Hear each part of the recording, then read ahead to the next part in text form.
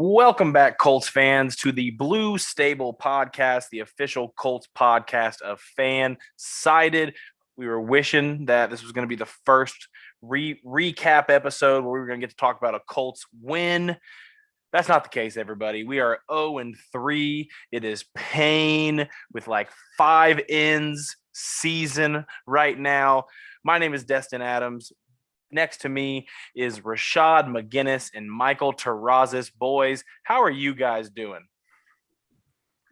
I've been better. Yeah, Go ahead, Mike. I watched a pathetic TCU Horned Frog performance. Now none of my guys get to be in the NFL. The Colts, instead of winning, they were wincing on Sunday. So, yeah, what a great weekend, guys. I saw a pathetic game, and then I watched the Rams win against the Buccaneers. So I was super excited for that. I got a phone call right after the game, a whole bunch of yelling and screaming and shit talking, and I enjoyed it. It was really hilarious. Hey, Rashad. Hey, we just found out that Matthew Stafford is actually pretty good when he has a team around him. Breaking news, right? Matthew Stafford was, pretty good seems like an understatement, but Stafford was a stud without talent around him. And then obviously he had Calvin Johnson for a few years. But let's not act like Matthew Stafford's just like coming to the scene because he's a Ram. That's what they're trying to make it seem. That's the storyline behind it. Yeah, I'm not allowing that. I think McVay is a brilliant offensive mind. I do. Mm-hmm. And this is not me taking anything away from him. But Matthew Stafford was that guy before this. Oh, yeah, for sure. But he's going to get the credit for unlocking Matthew Stafford. What I really think is more Matthew Stafford unlocking Sean McVay.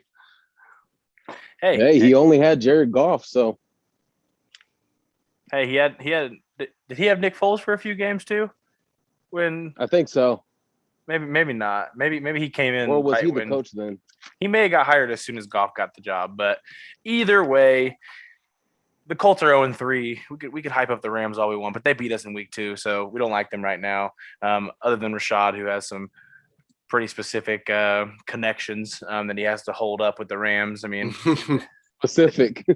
Pretty thick as blood, if you ask me. But the Colts are 0-3. But let's talk about some news before we get into this game that I'm just not that excited to talk about. But first bit of Colts news. Some would call this shocking. I would call this something that I think is it just makes sense. Like when I read it today, Tom Pelissero is who I saw first with the news today. The Colts and Marlon Mack have mutually decided to seek a trade. Marlon Mack was a healthy scratch last week. I think that should have put a light bulb over some people's heads because there's no way they thought, even after just seeing Marlon Mack limited snaps in week 2, that Jordan Wilkins is a better running back than Marlon Mack. And that's coming from a Jordan Wilkins fan. I like Jordan Wilkins' game. I think he is a way better option than a 4th running back in the NFL. I do. But Marlon Mack and the Colts will be seeking a trade elsewhere. I wasn't too shocked about it, but what were your guys' initial thoughts seeing the tweet? My initial thoughts was what took so damn long. In my opinion, I thought it was going to be Jordan Wilkins. I've said it before. He's just too good to be number 4 on the depth chart and not getting any snaps. But for Marlon, of course, he's probably the bigger name. A lot more film has been done. He's put a lot more on film for teams that want to be able to trade him. And the fact that he did not play week 1, barely got any snaps, and then did not play on Sunday, kind of wrote the story. Now, it was mutually agreed. Not that the Colts are just trying to. It was mutually agreed upon. So at the end of the day, when you have a lot of talent at a position, especially the running back position, when you traded up for Jonathan Taylor when no one thought they would, you extended Nyheim Hines, and now you still have Marlon Mack, who was a 1,000-yard rusher, tore his Achilles, and then you still have a very good, very healthy, very fresh Jordan Wilkins. You had to make a decision on someone. I honestly think Marlon Mack is the right choice. Yeah, man. Marlon Mack on the open market probably has more value than Jordan Wilkins, but Jordan Wilkins is probably at this point a better player.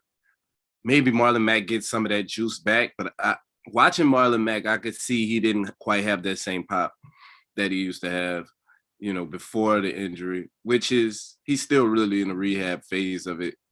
And maybe he'll get some of that back. The more he plays on it, the more he overcomes the fear of that injury, and he gets it in his mind that I'm gonna just go out and run the damn ball like I used to do. But it's a couple of good places that I can see him ending up and having success. But to answer your question, no, I wasn't shocked because the Colts would always do right by Marlon. I always felt like that the Colts would do right by Marlon, and this is doing right by player. Hey, we said it countless times this offseason. I mean, if you had to build the ideal just Colts locker room type guy, I mean, you could not build a better person than Marlon Mack. I mean, Marlon Mack, it just holds all that what it is to be a part of the horseshoe. I think this just makes sense for both sides. Like we heard Michael say a little bit earlier, it's hard to play more than two running backs when you're not a committee type style like a New England or the Jets right now, where you don't have a talented enough top guy. So you're running that committee. Even if the Colts wanted to run a committee, Jonathan Taylor and Nyheim Hines are too good not to dominate those touches, as we saw last week when they didn't get the ball a little bit in the second half. It's a mistake. Those two guys are just too dynamic. Nyheim Hines right now is probably the most dynamic playmaker on the offense. You cannot have him behind Marlon Mack on the snap count. Marlon Mack is too good just not to be playing. I wanted to see what he had. I think week 2, even in the limited snaps, we saw some of that burst. We saw some of that jump around that we saw in his 1,000-yard season. And Rashad, you started to talk about it already. I think there are a few good teams where I want to see him go. I mean, last offseason, I really wanted to see him go to Atlanta before they signed Mike Davis. I thought that was a place that he could win the job and be efficient. Their offensive line is terrible, though. So I don't know if that's exactly where I want to see Matt go. Maybe the Jets are another one that I thought of. Again, just a pitiful offensive line situation right now.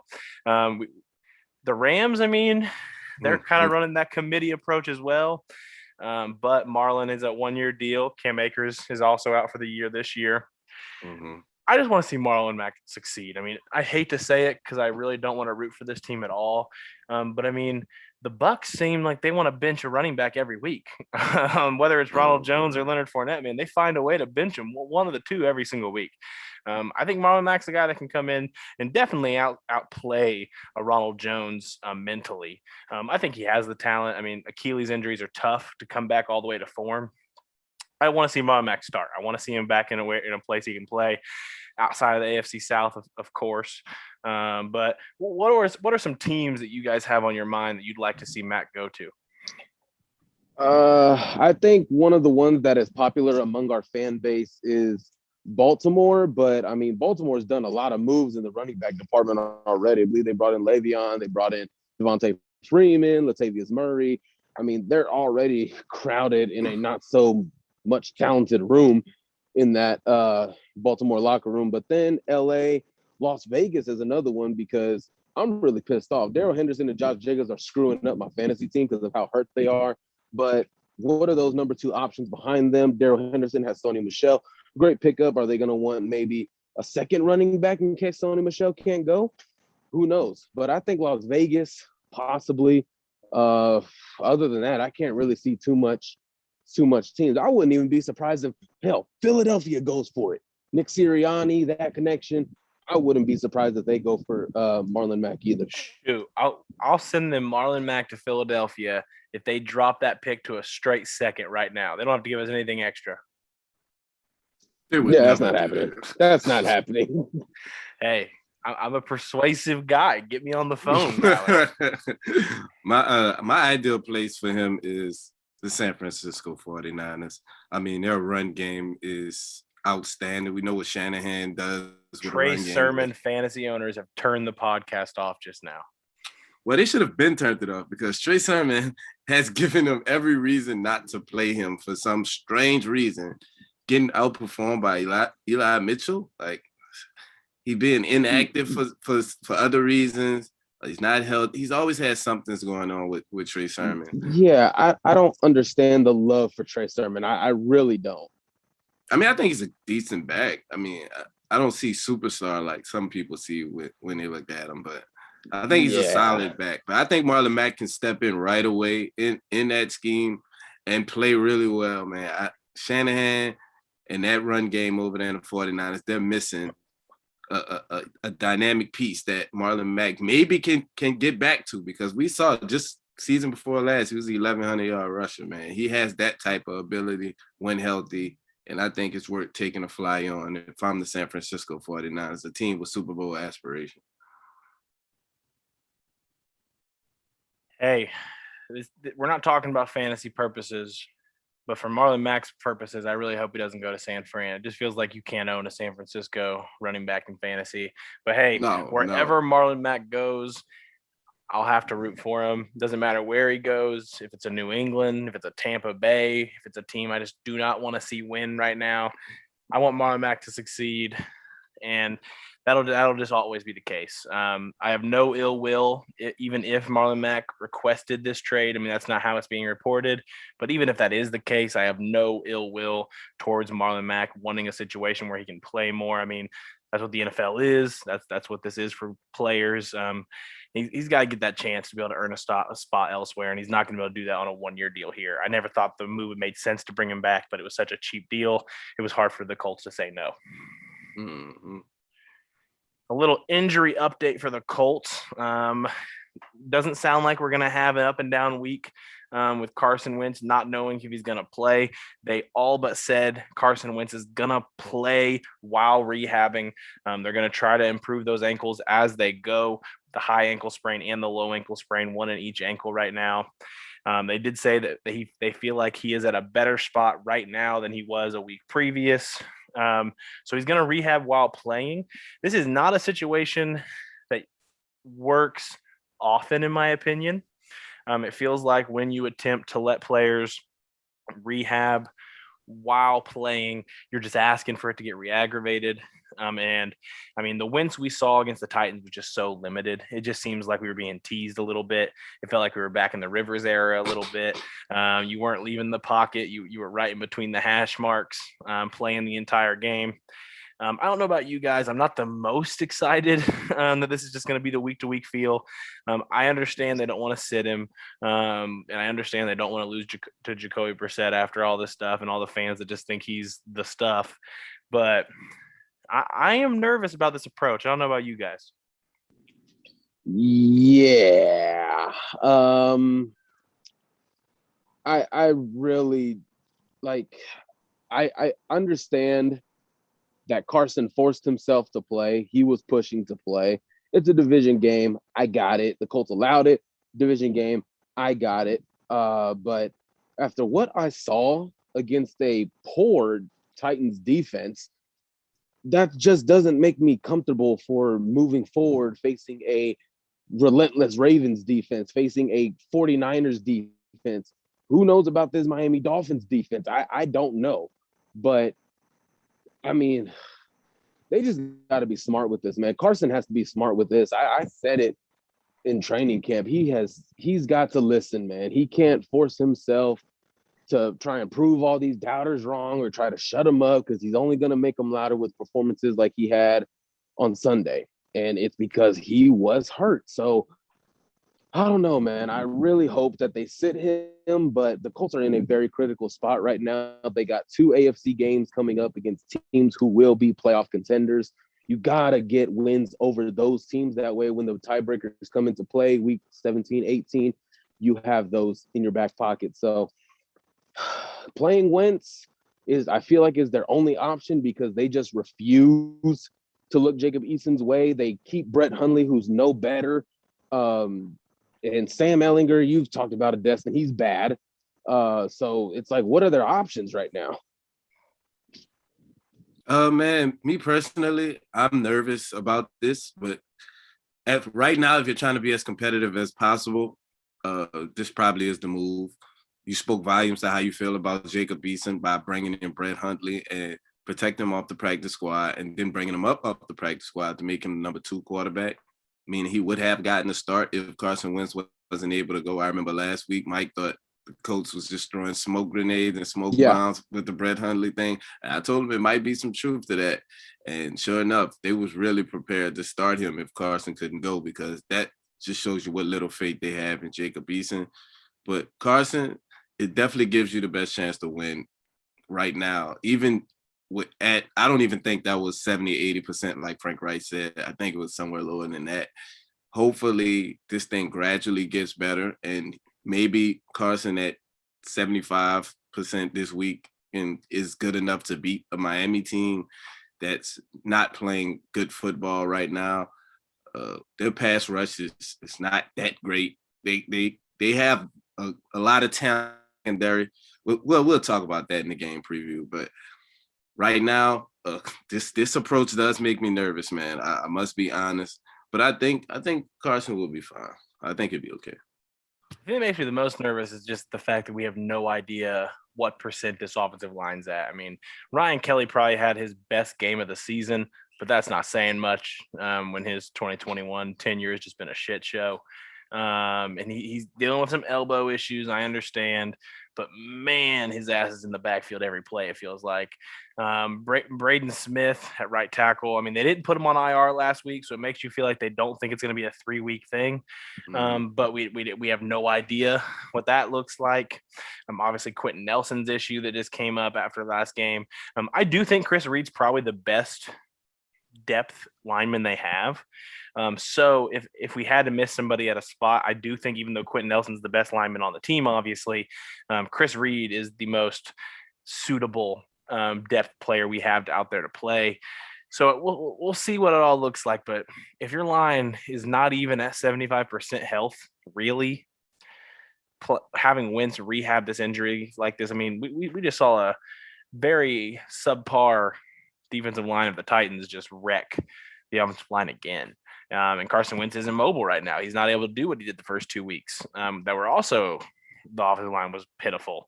But we're going to jump right into the Titans now. But guys, we're going to see Wentz next week, most likely. It does help that he is a veteran. And I personally, I know there are some people that are going to disagree. I don't think many veteran players need practice reps as much as some of the younger players anyway. I think he can go pretty much the entire week, maybe get some light practice in, maybe throw in some 7-on-7s in practice, and he'll be fine if that's what they want to do.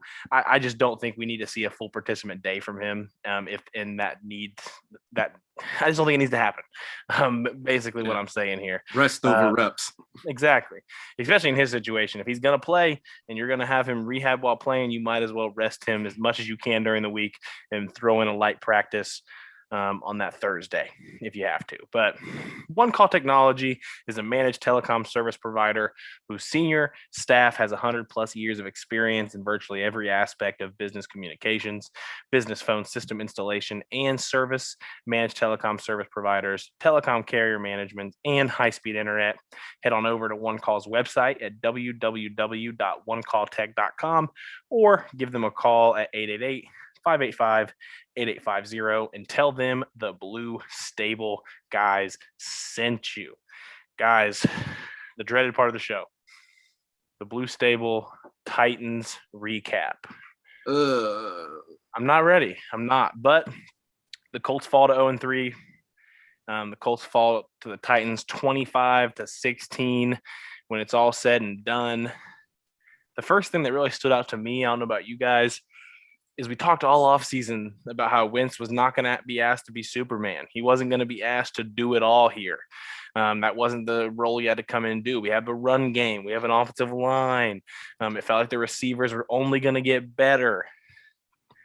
I mean, through 3 weeks, probably on the most hobbled game of the year, that's all we asked him to do. We asked him to be Superman. What's going on? I don't necessarily think we asked him to be Superman. He asked to be Superman. I'm not even sure if I heard you correctly. I think that's how you said it.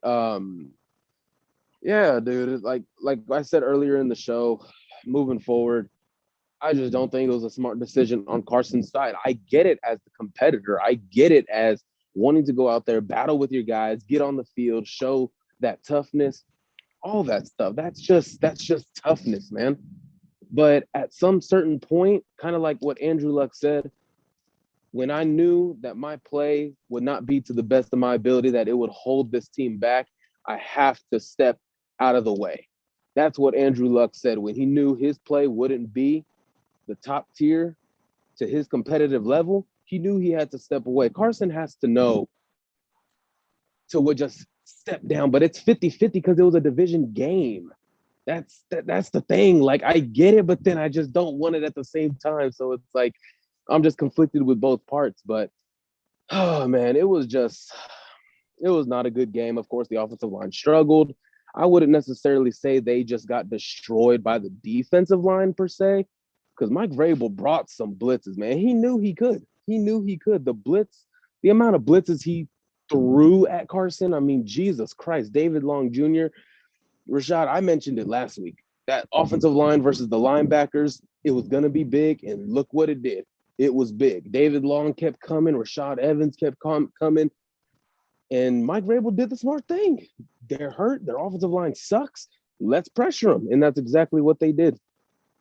Now, the only pushback I have is, I mean, Jonathan Taylor only ran the ball 10 times. I mean, they asked him to be Superman to an extent. Now, Reich did say that there were plenty of RPOs that ended up being passes.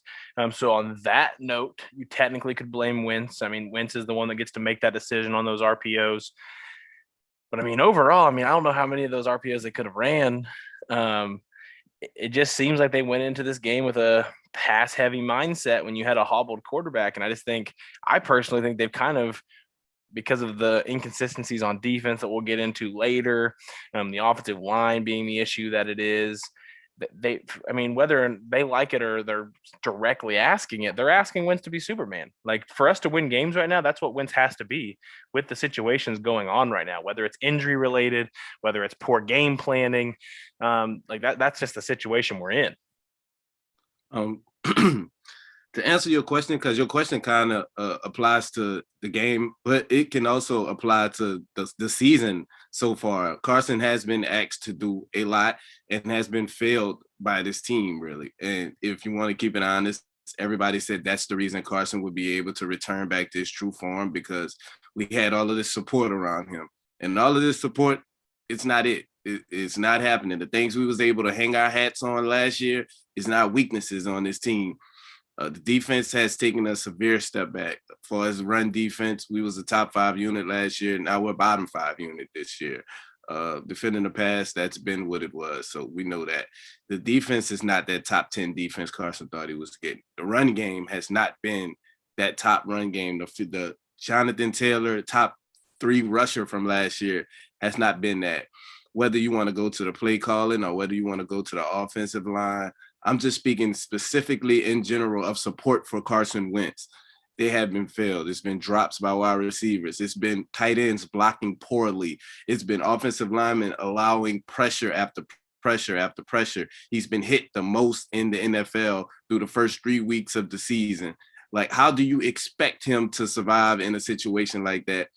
Now add in the fact that he's playing on 2 bad ankles, 1 really bad ankle, and it's almost an impossible situation to survive. I see people throwing out random scenarios about what if we would have had Sam Darnold. Well, if Sam Darnold was playing on 2 bad ankles with this support group around him, he looked pretty much the same way, if not worse. So, and do you know what the big reason Sam Darnold failed in Tennessee was? I mean, in New York was? Poor offensive line play. Exactly. I mean, he obviously had the GOAT Adam Gase, but just in general, I mean, people. My biggest pet peeve when it comes to sports are people that only look at the box score to make opinions. People that literally just look. I mean, we saw people, mainstream media members last week, calling out Carson Wentz, saying he needed to do the easy things, find the drop off, find those little passes, when Carson Wentz was 90% of the time throwing to running backs. But they don't watch the games. All they're looking at is they lost. And how do you lose in the NFL? Your quarterback loses you games. Why are you losing games? Your head coach is doing poor. But people look at the total score in the end and try to make these opinions without watching the game. People probably looked at the stat on the Colts Titans and just flat out said Wentz was the reason. They probably didn't even know how severe Wentz's injury was because these people don't care. It's just ridiculous. My biggest pet peeve in all of sports are media members that like to just put their 2 cents in without knowing shit. Now, I was thinking when Rashad was talking, I was thinking, who is he talking for? Is he talking at the fans or is he talking at the organization when he said this team has failed Carson Wentz? Are you speaking because of the fans are saying it, or are you saying the organization actually failed Carson Wentz? I'm the roster. Right. Yeah. Right. The players. Okay, because there are some people that get it confused. The organization, meaning Chris Ballard, the scout team, the draft decision makers, all that stuff. Okay, I just wanted to make that clear. So you're talking about the actual team. Okay, on the sidelines. All right. So the most frustrating thing about all of this is because I felt like even if Carson Wentz was healthy, the game plan going into Tennessee would have been to throw the ball anyway because they're not a good defense. They're just not. And when your offensive line is hobbled, Carson Wentz, in my opinion, well, not in my opinion, that's a fact. He just gave up on a lot of plays, just throwing the ball into the ground. I don't blame him, of course, because I'm not about to get this sack or tackle or anything. When it comes to Destin, your point, when you said he wouldn't make the check down, I'm not going to say he was ignoring the check down because, yeah, that wasn't my point. Well, that wasn't my point. That was what media people like to say. Okay, that's what Twitter. That's what Twitter said. Okay, not even. I mean, technically, I guess on Twitter, but I'm saying like NFL Network people talking, on air, ESPN analysts talking on air, like those comments have been made, and it's just because they weren't even watching the game. I mean, I don't necessarily take ESPN's word for anything anyway, but Carson Wentz. And this was only in this one game. I didn't see it in Seattle too much. I didn't see it in the LA Rams game, but this is what he's hurt. This is the Carson Wentz we're going to see. He's going to be hurt moving forward. He held the ball too long. He was too hesitant. He overthrew Michael Pittman in the end zone on the easiest slant pattern he will ever see in his life. He ignored Ashton Doolin on a pick play Michael Pittman created for him and just threw it up to Zach Pascal for whatever reason. Hey, now, Michael, you've been ignoring Doolin all off season. Hold on, Destin. Carson ignored the right play. Ashton Doolin, your guy, 2 weeks in a row could have had a walk-in touchdown. That's how open he was because Michael Pittman set that perfect pick. But he threw it, and on that play, it should have even been a freaking face guarding. The refs were so bad in this game. They were so bad. But in this game specifically, you could just see the ankles it made him second guess. It made him hesitate. It made him, maybe is that a little bit of mental toughness? Because in the offseason, when we traded for him, I questioned how mentally tough he is. Is he mentally tough to be able to stand in that pocket when he's hurt and make the throw? People can go step out on the field all they want, but when they see a 300-pound man running at them, can they step in and make that throw? And I don't blame Carson. I really don't. Both ankles, really? I mean, it's one thing to say he's hurt. That's what I'm saying. That can be an excuse, but it's also another fact that he just didn't play well. The team didn't play well. Hell, 3 forced turnovers. And all we did was never take the lead, and we only scored 13 points. Is any team in the NFL going to win that game? Now, talking about Wentz and his just limitations in this game, he probably had one of, if not the worst intentional groundings I've ever seen in my entire life. He just gave it up. Now, I have a theory. This isn't backed up by any inside information.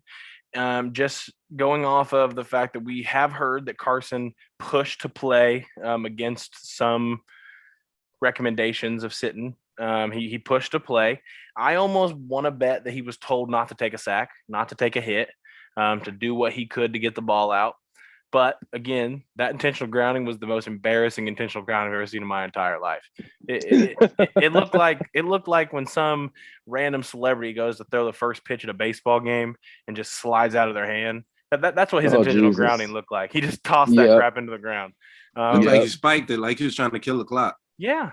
Yeah, maybe that's what he should have played it off as. Right.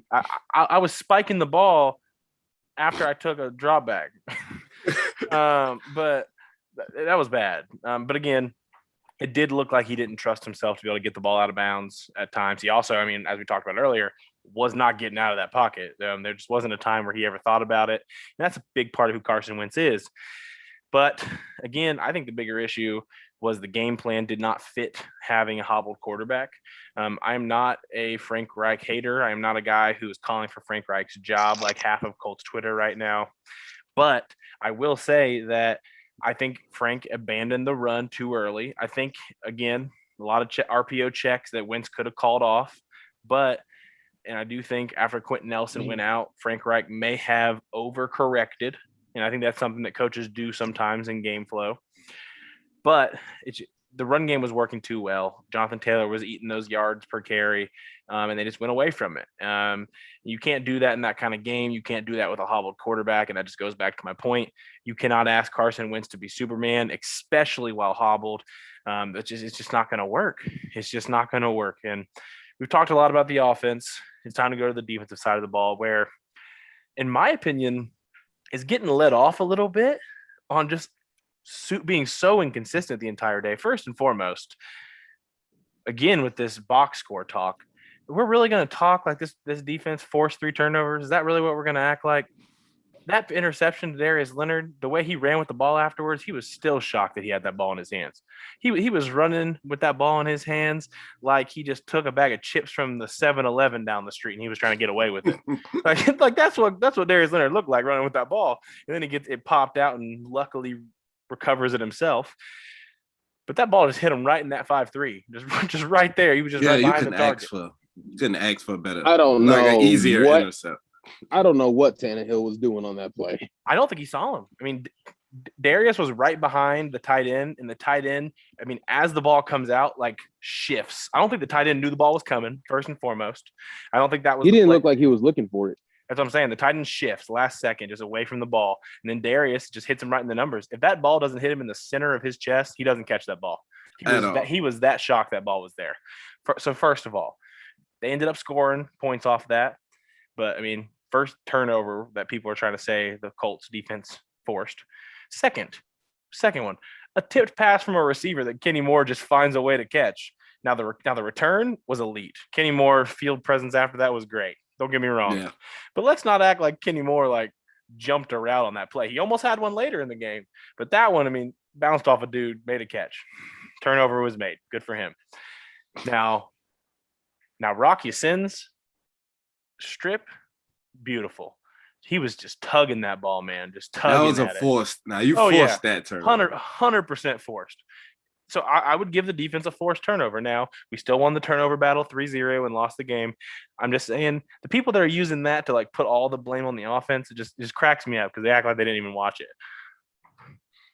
They probably didn't watch it. You know, part of being a good defense is not just your ability to force turnovers. Yes, it is a great ability to have because we've seen some teams go on to win Super Bowls with pretty average to bad defenses, but did have the ability to force a lot of turnovers. See the Saints from their Super Bowl year. I don't think this Colts defense took a step in the right direction. Yeah, they had the ball bounced their way in a sense. In that literally game. And figuratively. Right. A lot of Tennessee had injuries. We saw A.J. Brown go down early. We saw Julio go down and never return. You don't think these things impacted the way this game went? Tannehill was throwing to people I've never heard of in my life. The guy from Indiana, the guy that played. When did he attach that last name? I never knew he attached the extra last name to his. Yeah, I've seen a few players do that this year. Even the rookie Joe Tryon, my draft crush, he even added on his second last name. I'm not even going to try to say it right now because I'm not going to butcher without looking at it. But even he added a last name to his jersey. So that seems to be something people are doing. And I'm not going to say I told you guys so. And Xavier Rose is coming off an injury, so I'm not going to use this week. Relax, Dustin. I'm not going to. I'm just said I'm not going to use this week to say I told you so. But man, Xavier Rhodes looked bad first week coming off injury. He got dusted multiple times. That pass interference looked like a rookie corner. And then there were Colts fans on Twitter trying to tell people that it was a bad call. I saw. What are you talking about? I saw that. Some people Xavier Rhodes knew what he was doing. Let their fandom get the best of them, man. But there's still plenty of problems on that defense. The pass rush is non-existent. We have 12 quarterback hits to this point for the season. Buckner has five of which are from Buckner.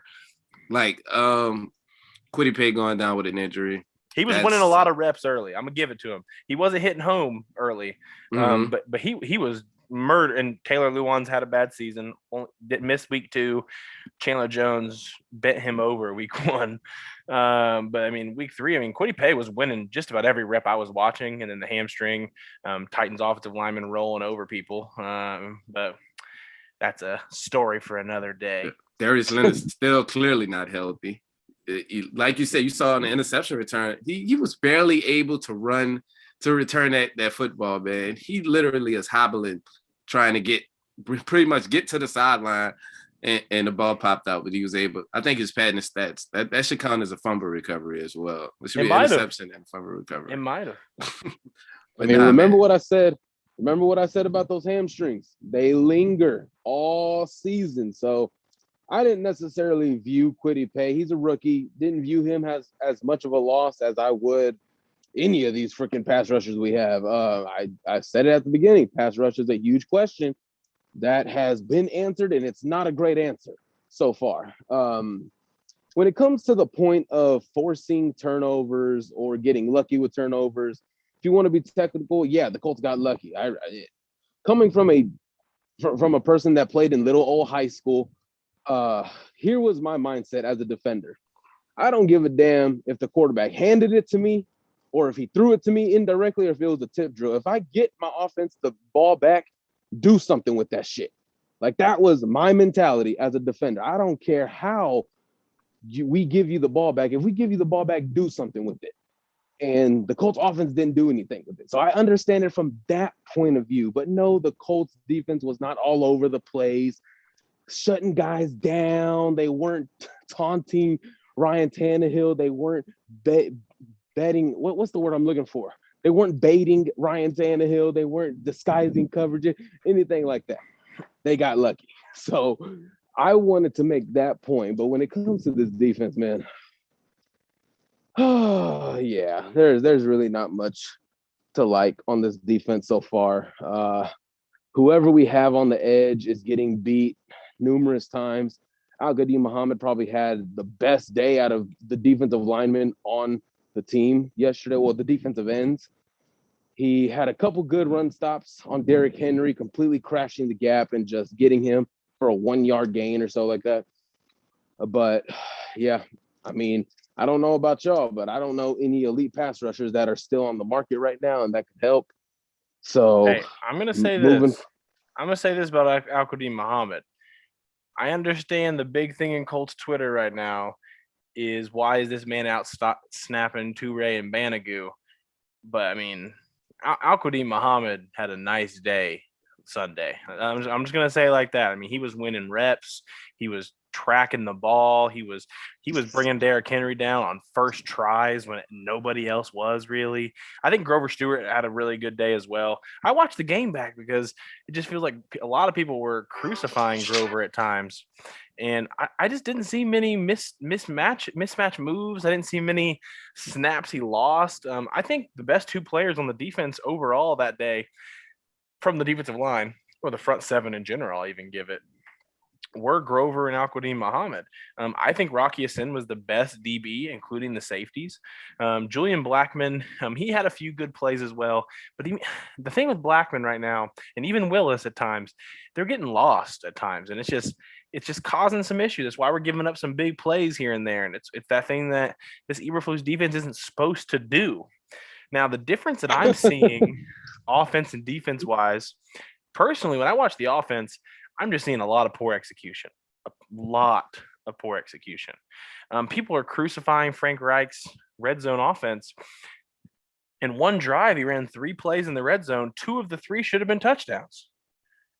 Just flat out should have been touchdowns. Pittman just smoked the safety on that slant route in the end zone.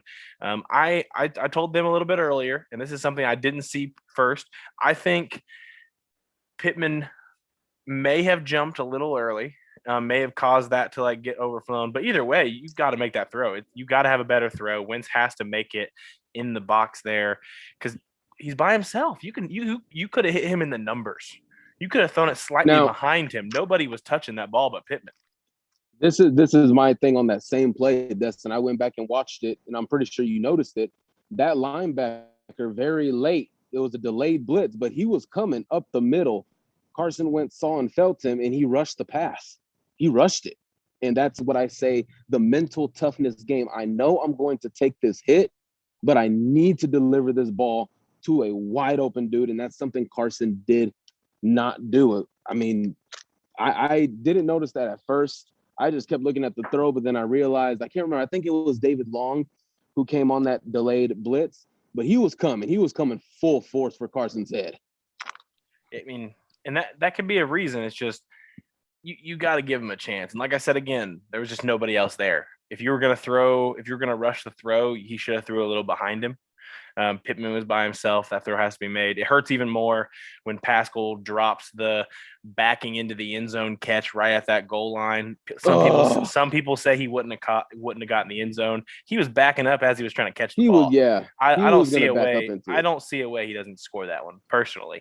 And then the first throw of the set was the overthrow, throw it away in the right corner of the end zone. But in my opinion, on that drive alone, 2 of the 3 plays Reich drew up were touchdown plays.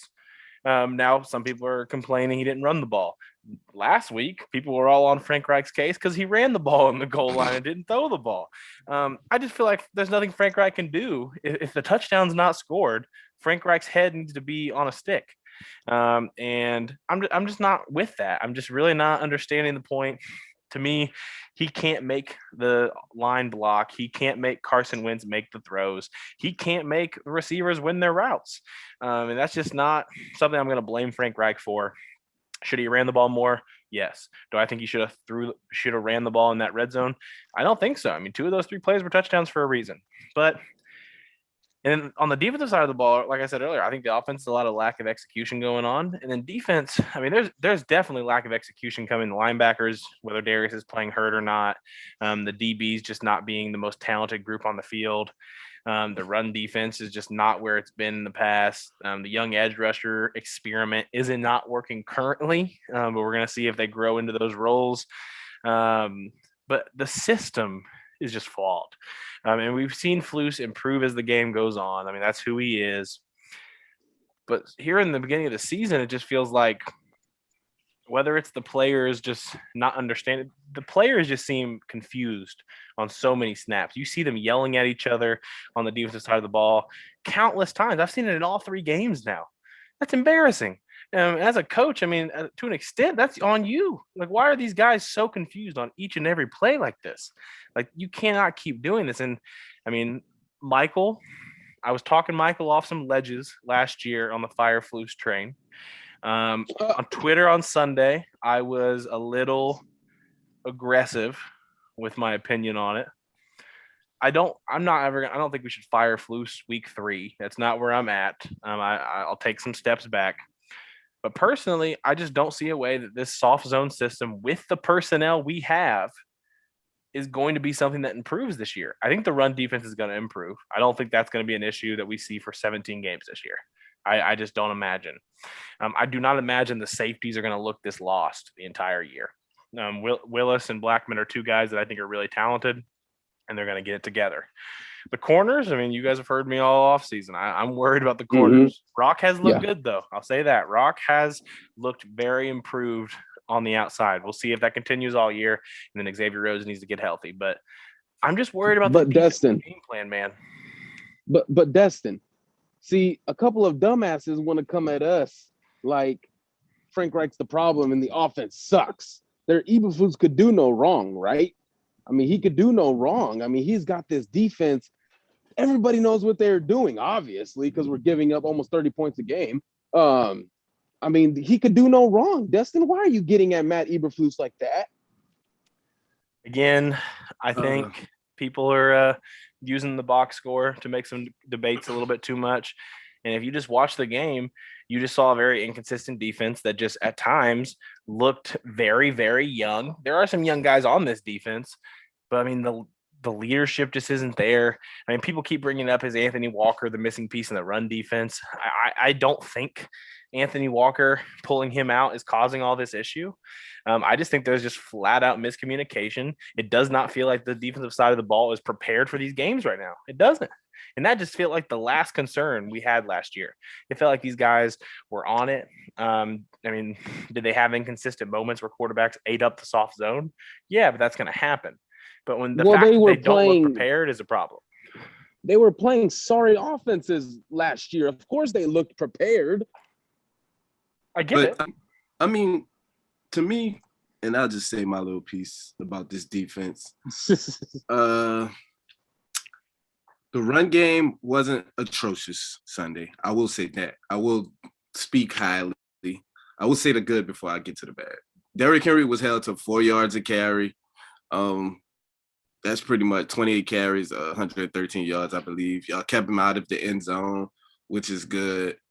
But like I said, A.J. Brown had 1 catch for 3 yards, I think, in the first couple of plays of the game, and then he sat down. Julio had 3 catches for 47 yards. Why y'all getting beat by second and third hand bench players? Kenny Moore getting beat for a touchdown by Chester Rogers is unacceptable. Jesus. That unacceptable. Chester Rogers cannot beat Kenny Moore, a guy who we look at as the best slot cornerback in the NFL. The touchdown to McNichols, 3rd and goal from the 10, for him to go untouched across the field. And then the other touchdown to Westbrook. I think that was like an 18, 19-yard touchdown. He was untouched. Now, I want your opinion on it. I think that was Darius's fault on the McNichols one. It was absolutely Darius's fault. Now, it could have just been that because that was another play where I noticed the defensive yelling at each other. It felt like Darius was yelling at some safeties that he felt were out of position as well. So maybe that's the case. But from the film work that you watch that play, it's Darius who has to go down and make the play, and he is way too far inside. He even watching the running back come out, I feel like you can see Darius with his head pointed that direction, and he doesn't take any steps that way. He doesn't try to get a head start. He doesn't start running towards him until the ball is thrown. That defense, and we seen that from Darius in the Seattle game as well. Who scored that to Everett? Was it the Everett touchdown? On the underneath. Yeah, on the underneath. We saw Darius just out of position and get beat. I mean, we clearly know he's dealing with an injury, so I guess he has that as an excuse, but you can't let Ryan Tannehill throw 3 touchdowns on you without A.J. Brown or Julio Jones. Like, it simply cannot happen under no circumstances. Not as the highest paid linebacker in football. Not when you're being paid. You're not being paid like an off-ball linebacker right now. Right. Like that's the problem. You're getting paid like a middle linebacker. Exactly. And I mean, y'all know what I think? What do you think? I think we should trade Marlon to Seattle for Bobby Wagner. I bet you go load up Madden real quick. Okay, Michael, you go load up Madden, see what Seattle says, and you get back to us. But yeah, overall, when I watch that play back, it looks like that's Darius's ball. He has to make that play. That was pathetic, man. Like that, those are the type of things. Tennessee marched up and down the field on us consistently. If it wasn't for those turnovers, that score would be a lot worse. They gifted us a couple of turnovers, and we didn't do anything with it. But that's the reason why this score looks like this game was really competitive as it was. And don't get me started on Zaire Franklin's just idiotic running into the punch. Oh my God. Oh my Your Jesus. Special teams captain.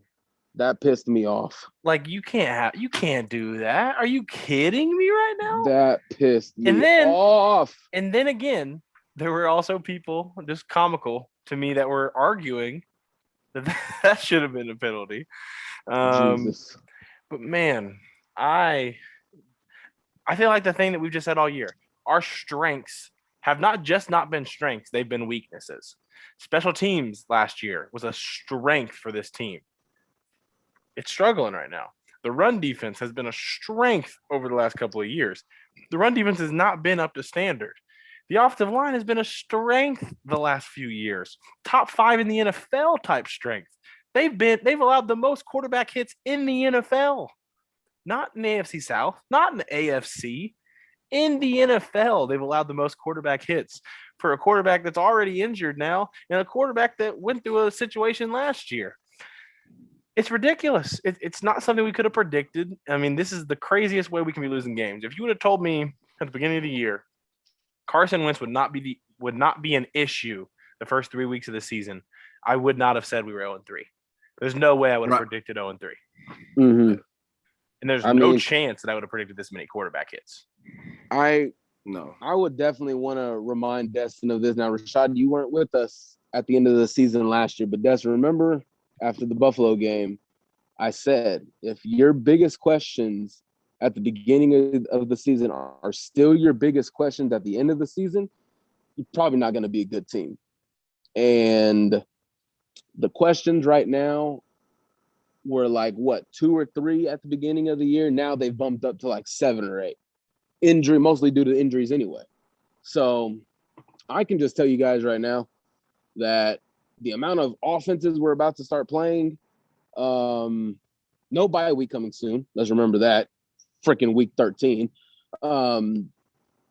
If this doesn't improve, guys, there's a real possibility we're 0-5 after Baltimore and Miami. And I swear to God, if Jacoby Brissett throws a party on us, I am definitely going to be calling for more than Eberflus's job. I promise you that. There will be a branch of Colts Twitter that is happy if Brissett beats us. Is that wild to you guys? That's wild to me. There will be a branch of Colts Twitter that throws a effing party if Brissett throws all over us Sunday. Ballard's such a dumbass. You got rid of the wrong quarterback.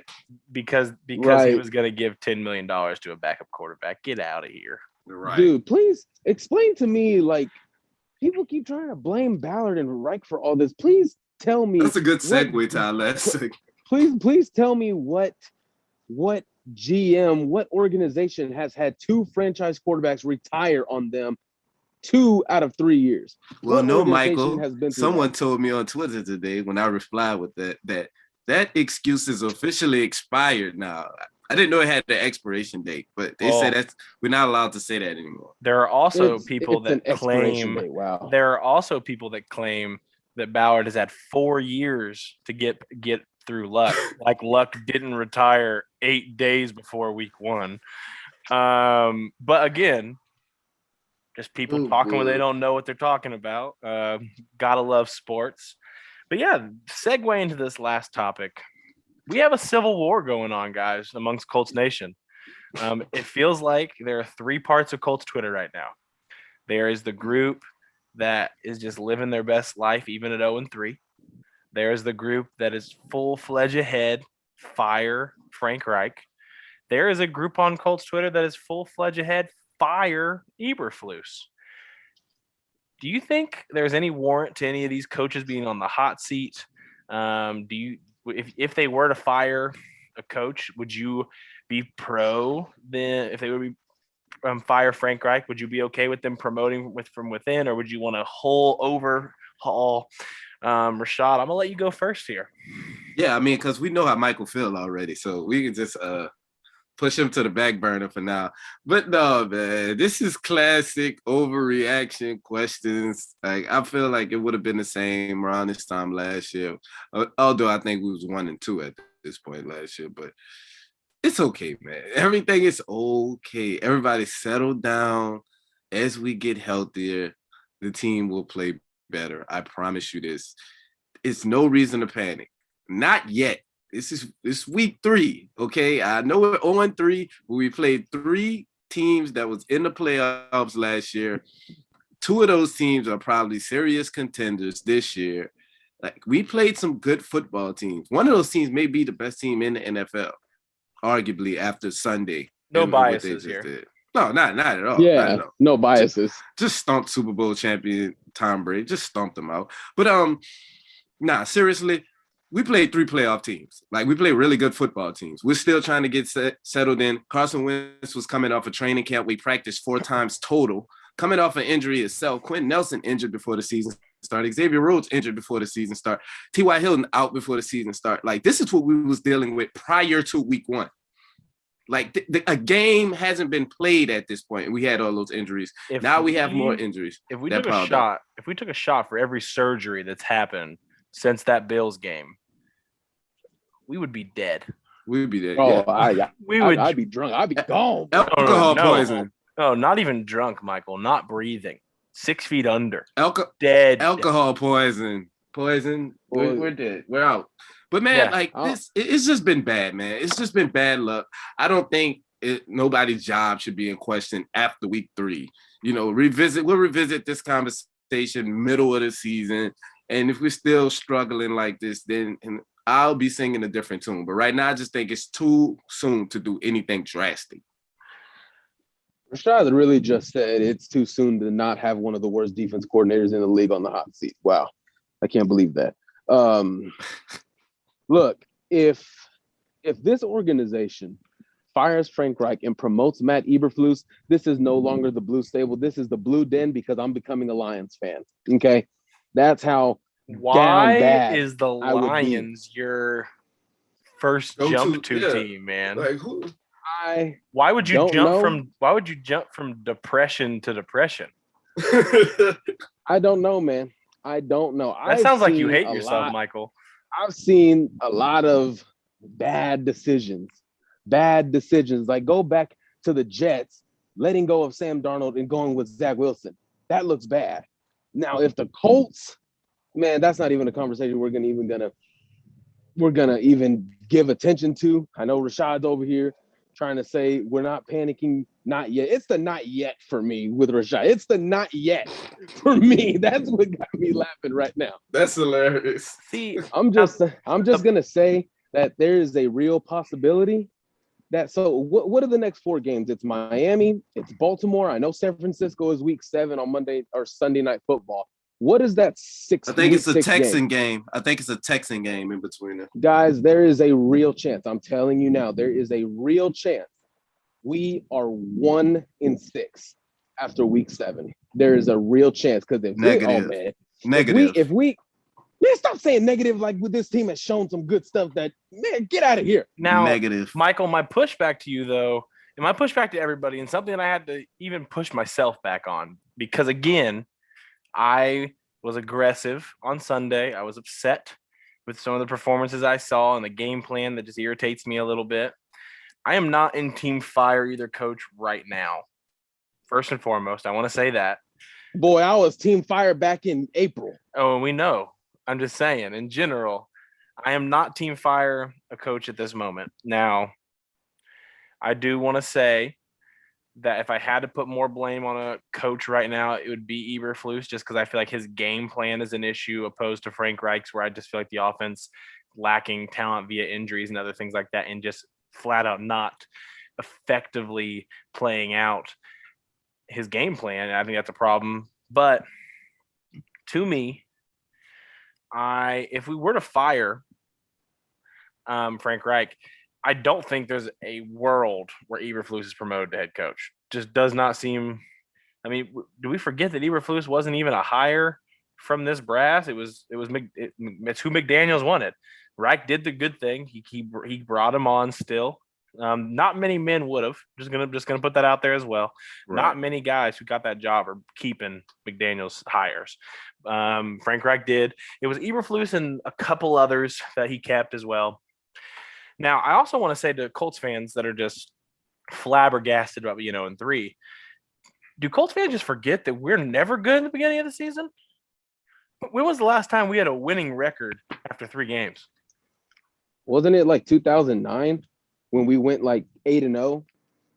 Maybe. I mean, I'd have to pull the numbers up in front of me, but just in general, in the last almost 10 always years, 1-2. We're almost always 1-2. In the last 10 years, I would put a lot of money that we've had less than 4 or less. Let me include 4 or less winning seasons after 3 games. So like, I'll do you one better. I'll go with 2 or less.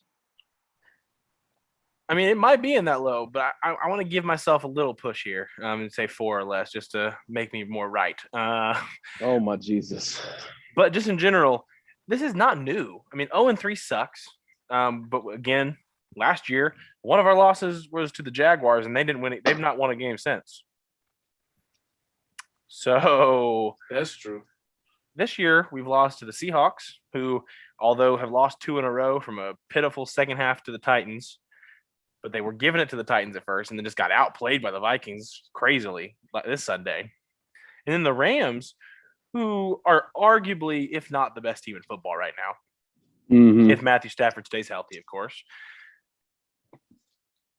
And then the Titans, AFC South team, where almost every year in the last couple, we've been splitting. I'm not in complete panic mode about being 0-3. That's not why I have issues. It's just the issues of our strengths have been weaknesses. That's something that can be fixed. That's something that I expect at least a few of these to be fixed. I don't think the personnel is bad enough for the offensive line to be bad all year. I don't think the personnel is bad enough for the run defense to be bad all year. There are things that are going to improve from these weaknesses right now. But firing coaches right now, I'm pretty anti-firing, especially coordinators and head coaches in season. Not a fan of it. If this is a losing season, I think you have to have some changes. And I really, really would like a new defensive coordinator, maybe a defensive line coach from Los Angeles, from the NFC, maybe from California. I've heard they have some good ones out there. Yeah, man, the Chargers D-line coach is pretty good. Yeah, Jesus. Maybe. I mean, he could be considered as well. Just bring. I just want a fresh ideas. I want Frank Reich to be able to have his own guy in that defensive system, even if it's Eberflus getting a head coaching job with. If this defense doesn't improve, there's no way that's happening. And there'll be a portion of Colts Twitter that is very upset if this happens. But I don't care. So in terms of the panic button, I'm not hitting the panic button. I'm closer to it than you guys are. Let me just say that. I'm closer to it than you guys are, only because this stretch we're about to go into, Miami, Baltimore, Houston, 3 straight AFC teams, a division opponent. Those divisions, those conference games, they matter. We all know they matter. And it's going to be a week-to-week thing. If we drop these 2 games against Miami and Baltimore, it's time to hit the panic button. It is time. 0-5 would be pretty bad. Yeah, 0-5 would be. Whoa. Yeah, I would even say it's time to hit the panic button if we lose to Miami, depending on how. Not even depending on how.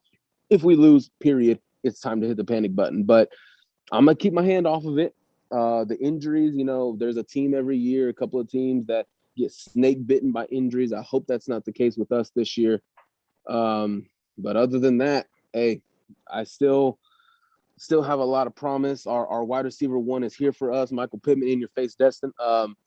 Look, I'm still hopeful. He's going to carry the offense. He's going to move the ball.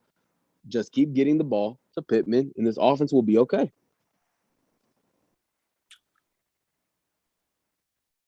Hey, I'll give it to you, Michael. Pittman has been more impressive than I thought. The Rams game was a really special one for me to watch, just because there were more reps that I thought he would win over a Jalen Ramsey than I thought he would. And I'm telling you, the moment Ramsey got in his face and said something, and Pittman not only said something back, but gave him a little shove afterwards, I got a little excited for the future of a Michael Pittman number 1 receiver type thing. Now, Rashad, what was I always saying? He had that dog in him. Hey, and I never said he didn't have the talent to be a receiver 1. That's the thing that Michael liked to run with, is that I thought he sucked or something. I just said you did. When you helps out younger receivers when you give them a guy to learn from and be behind for a minute. But Pittman has shown. I mean, he's.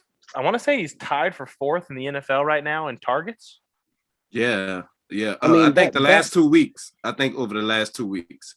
I mean, Destin, that theory worked back in 1990. It's 2021 now. These guys are grown men now.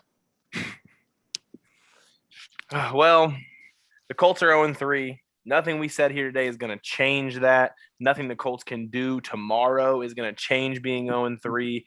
So to quote Frank Wright, we have to accept 0-3. We have to take that, and we have to take that on the chest. We are an 0-3 football team right now. Guys, do you have anything else to say about this past week before we head on out?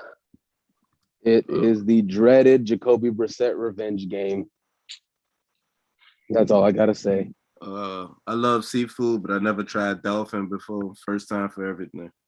All right. Yeah, and Rashad still hasn't given me no gumbo yet, so. I do owe you some gumbo. I got you. Yeah. Oh, Rashad. Okay, my next question. I should be. You gonna hook me up this Sunday? You got anything going this Sunday? I don't know, man. We got to work that out off camera. Yeah, let's not give the business. Michael's on here trying to make plans. Mike started talking like the show wasn't still going on. My bad. I actually thought it was. Obviously, Michael has some things he wants to take care of. So, guys, we're gonna go ahead and head out. The Colts got another chance to rebound Sunday when they visit Miami, a building where they've won a Super Bowl and played a Super Bowl. We're gonna hope for some Miami magic that the Colts can pull out a win and get that first win of the season. You have been listening to the Blue Stable Podcast, the official Colts podcast of Fansided. My name is Destin Adams. Join with me today, as always, Michael Terrazas and Rashad McGinnis. We might be 0-3, guys, but 14 games left to the season. So, as always, go Colts.